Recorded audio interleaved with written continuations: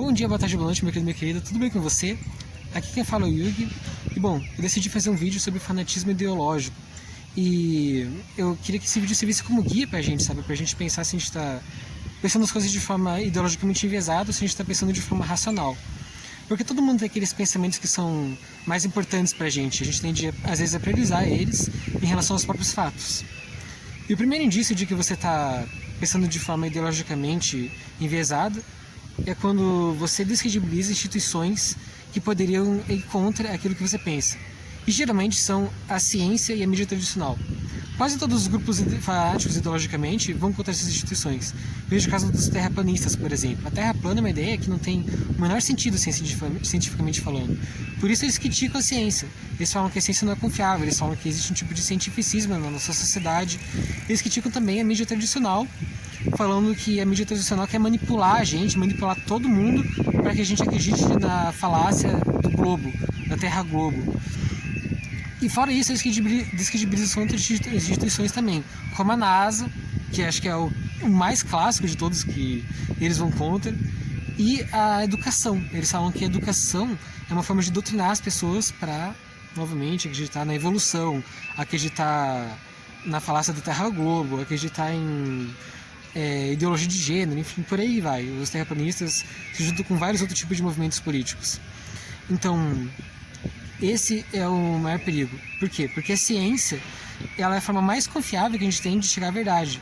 A ciência é o mais perto que a gente pode chegar da verdade. Não existe nenhuma forma que a gente conheça que seja melhor de a gente buscar a verdade do que a ciência. Então, quando você vai contra a ciência, você fala que a ciência não é confiável, é como se você estivesse indo contra a verdade, você está indo contra os fatos. Então você prioriza aquilo que você acredita em relação aos fatos, é exatamente isso. E a mídia, ela pode ser enviesada e muitas vezes, na maioria das vezes ela tem algum tipo de viés, mas a mídia tradicional ela tende a ser confiável. Ela pode apresentar os viés dela, mas ela dificilmente apresenta notícias falsas. E quando ela apresenta, 100% das vezes, ela vai lá e admite que ela fez isso. Ela faz uma contraprova.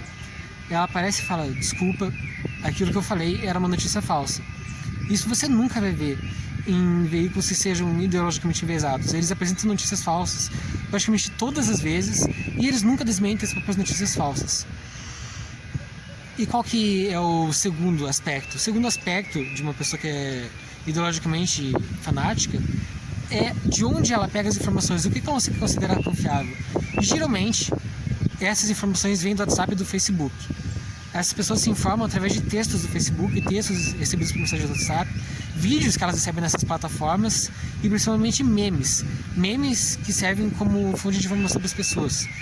E digamos que mais da metade dessas informações que elas recebem são notícias falsas, sem qualquer conexão com a realidade, mas que as pessoas não verificam e acabam acreditando nelas e acabam tomando como fonte de informação.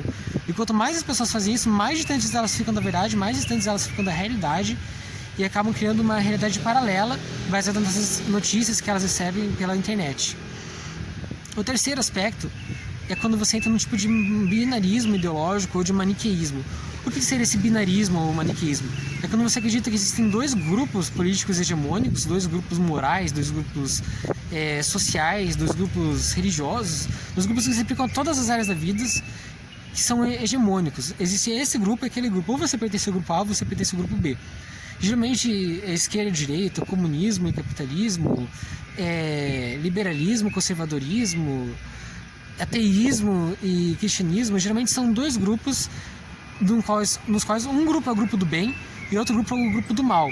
Quando você se identifica como pertencente nesses grupos e defensor desse grupo, e ao mesmo tempo você enxerga um outro grupo, que seria o grupo do mal, que deveria ser combatido, que é o grupo dos valores tortos, dos valores morais distorcidos, o grupo do mal mesmo, você está ideologicamente enviesado. Geralmente, isso vem acompanhado de uma ideia de que você não deve combater as ideias do outro.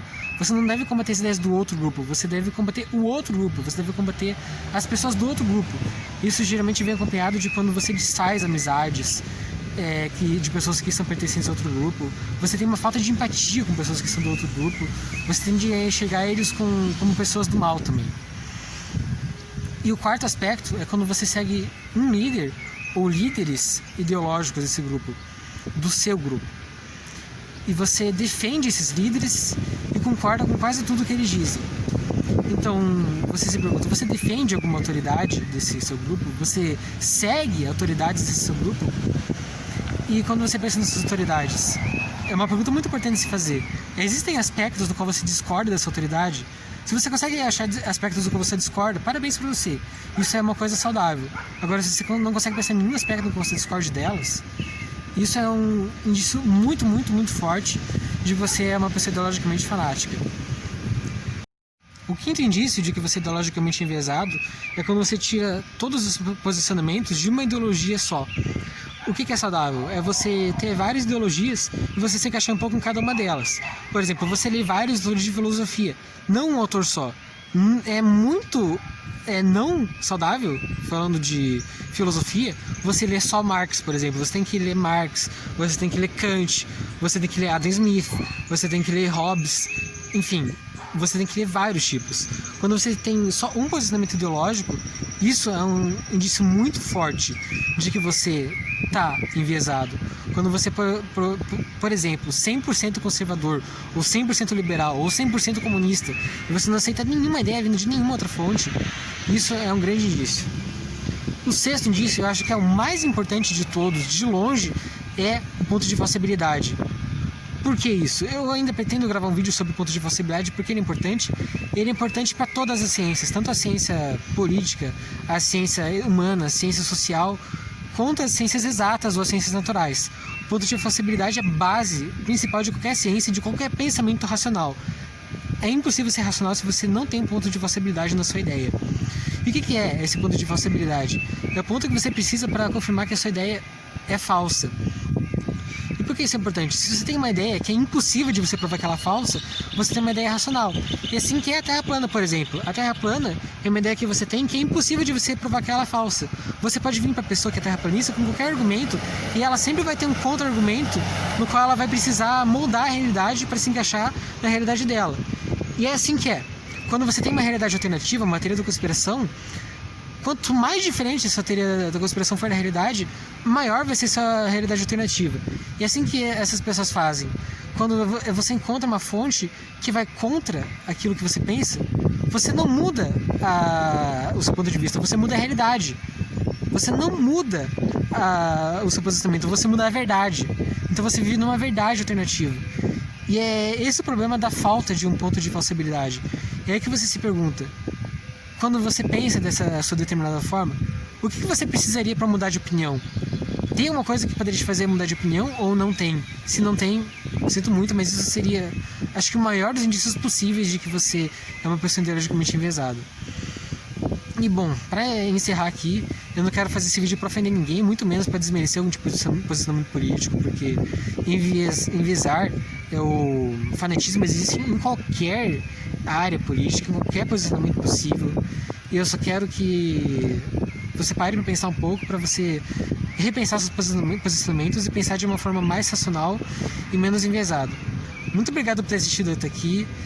Por favor, se inscreva no canal, ative o sininho, dê like, esse tipo de coisa. Muito obrigado e um abraço e até mais.